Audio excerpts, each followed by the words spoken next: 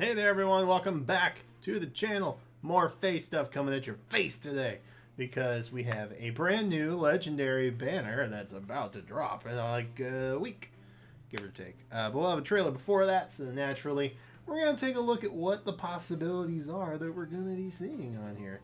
And luckily most of the work is done.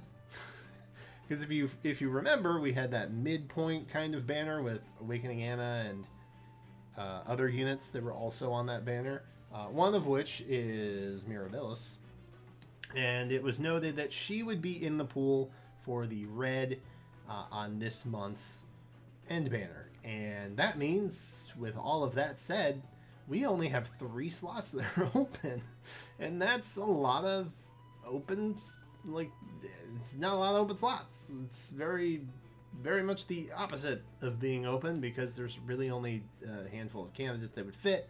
As I went through and looked at like who would be coming up in the roster and who we'd be seeing.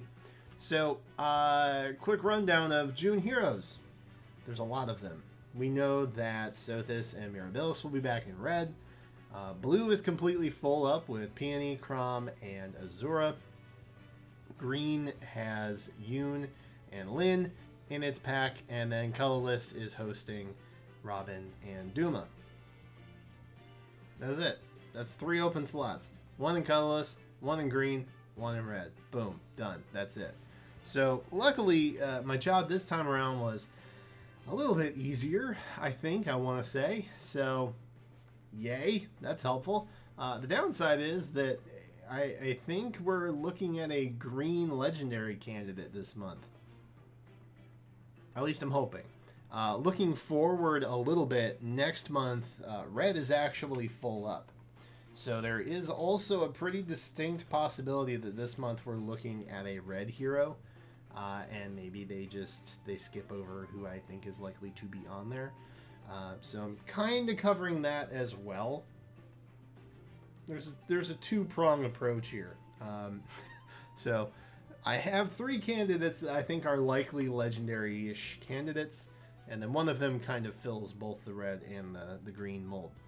That said, I'm going to tell you guys, do you remember the banner with Fiora and Layla and Nils and Wrath, who was a 4-star unit at that point?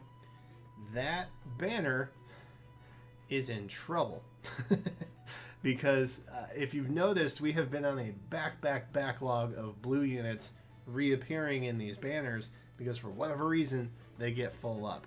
So if you want to see particularly Nils or Fiora show up anytime soon, please vote for that banner if it comes up in one of the future Forging Bonds options that you can vote for on Twitter. You know, if you follow me on Twitter, I'll be sure to like retweet it. I will probably do a community post or something about that over here as well. But for example, we have the Duo Ephraim banner. That one's coming back next month. So likely sometime in August, I'm thinking, we should see some kind of voting happening for a banner that will reappear in September.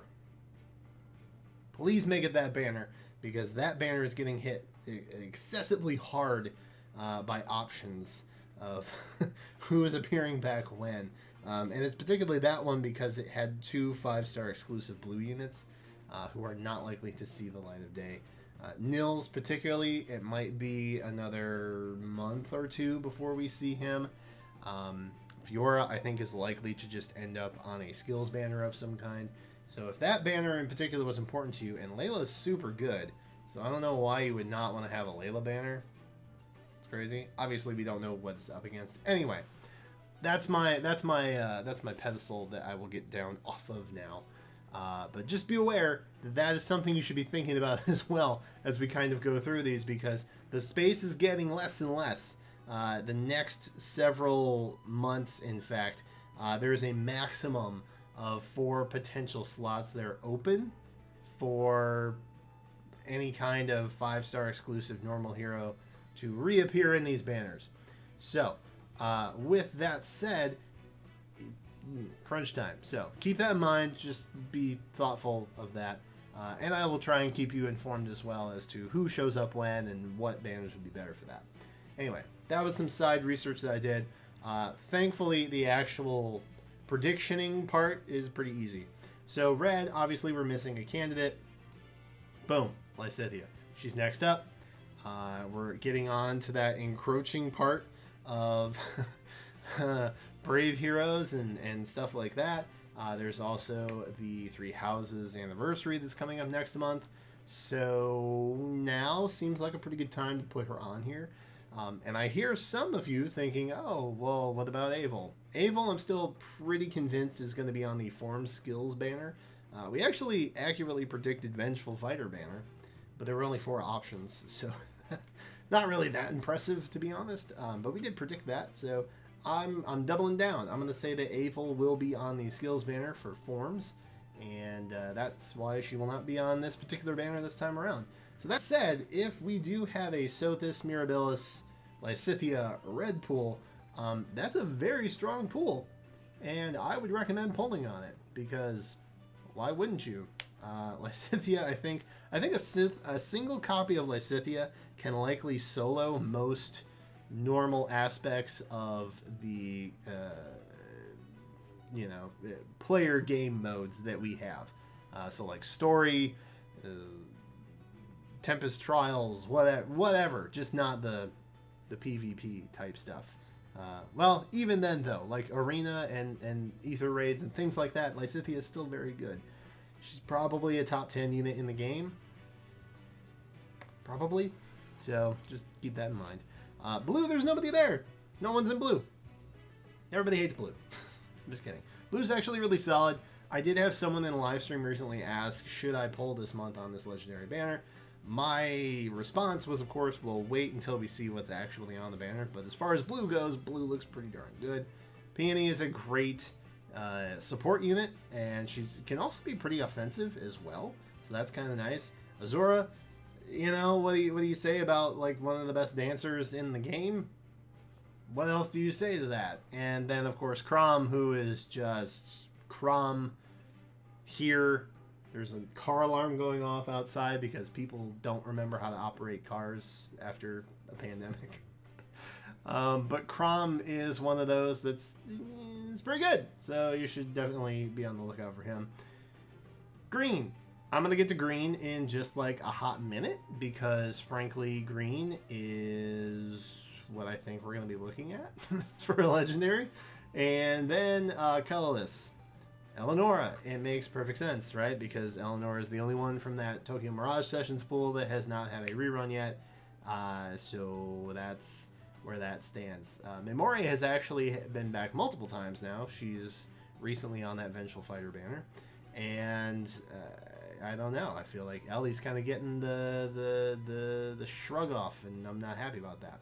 So more than likely, she will be here as your colorless 5-star exclusive rep in the pool, and then that's really it. Like I said, it's pretty cut and dry. I mean, there's not a whole lot left to really predict necessarily. Aside from this one is kind of like my hard curveball. I had thoughts about this. I did have some thoughts about this. And I factored in things like, banners that I thought might be upcoming that I won't get into now for time purposes. I was looking at Cypher sets that we'll be looking at coming out in just a couple days from now, and who was part of those sets. There was a lot that kind of like went into my head, and I was just like, you know what? Fates. But we'll get to that in just a moment. So, first off, Micaiah. She is a Green Tome Brave unit. I think it's a pretty safe bet that she could be another Tome, even though I genuinely do think that Legendary Micaiah will be a staff unit. I threw her on the list because, frankly, I like to have 3, and I only really had 2 strong candidates that I was thinking of, and this is like my dark horse pick, I guess, if you had to call it that. I'm not really believing in the Legendary Micaiah this time around, but we did just get a random harmonized unit in a Sacred Stone Summer banner with Mia. So I guess like anything is kind of possible at this point. Next up is someone I kind of thought of last minute almost, and I got to thinking about it. I was like, we haven't really had any other like legendary dragons, like full blood dragons who are pretty important to plot and things like that. And I was like, wait, Binding Blade is going to be in the next Cypher set. Oh my gosh, what about Fae? I have had people tell me, Brian, why don't you ever pick Legendary Fae? Why don't you ever think about Legendary Fae? Why, Brian? Why do you hate Fae so much? Not that I hate Fae, I don't dislike Fae. I just never think of her because the game was never localized, and that's where my brain goes. So, Fae is a possibility. I genuinely think Fae is a possibility this time, and it was like a last-minute kind of afterthought type deal, but that's where we are in the world, and that's what I'm going with. But she's not my top pick. My top pick is actually a Fates character, and it's someone who, in my opinion, is pretty overdue in getting some legendary status representation. And so I'm going to throw in Corrin, specifically male Corrin, but probably female Corrin, for a handful of reasons. But I'm sticking with male Corrin because, number one, well, I guess female Corrin would also pick, but you get the point. I think it could be, maybe it could be male Corrin because there's a lot of the ladies in the lineup, and I think we need some dudes in there to just keep it from being total waifu emblem. Not that I am opposed to that. I have no judgment there. I'm not here to judge. This is a safe space. But male Corrin can either be a red sword unit or a green dragon unit, and that means he doubles up in both of the categories that I'm feeling possibilities for legendary. Not to mention, I feel like we're probably going to have a little bit more Fates representation moving forward, just to kind of help balance things out a bit. We've not had a whole lot of Fates characters added. Recently is the key, and I think that's for good reason. I think IS was kind of like, hey, they're not really digging this all that much. Like, do we need all these Camillas and whatnots? And so they backed off a little bit, and I think that maybe they're going to slowly start to reintroduce things. And I think a key factor of that is Harmonized Heroes, and I think that maybe Fates is going to play kind of an integral role similar to the way that Awakening did for Radiant Dawn Mia, of all things. But I think maybe they'll start to pair some of the larger represented games in with some of the lesser represented games. And Fates fits that mold pretty well. Kind of similar to Awakening, but Fates is like, you know, a third larger rep-wise than anything Awakening has in Fae. So I think maybe we'll start to see some of that happen. I would not be surprised if we had a Fates something else harmonized hero for summer, part 2. And I gave some thoughts on that in a video, in the last video, actually, as to where I thought harmonized heroes were going and things like that. So if you missed that, I will link the video in this description. I think I released it at a weird time, so its metrics are a little off. So you may not have gotten it or may not have seen it. But I'll link these two videos together because I do think they kind of correlate a little bit.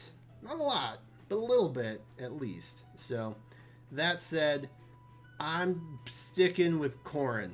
I'm going Corrin this time around, and I guess I feel fine about that. Guess I feel okay. Does it look like Corrin is attacking Faye, like about to go for the head? Is that... That was poor placement on my part. I'm so sorry. You can't unsee that now. Anyway, thank you guys so much for watching. Be sure to subscribe, ring the bell, make sure the little sound bar vibration things are on. Otherwise, you're never going to get my videos because YouTube thinks that we need a Dungeon Wizard test to be able to get subscription notifications these days. So be sure to do that. Thank you guys so much for watching. In the comments, let me know who you think we're going to have for our next legendary unit. And that's all I have for you now. So thank you again for watching. Be sure to take care of yourself. And until then, I will catch you next time.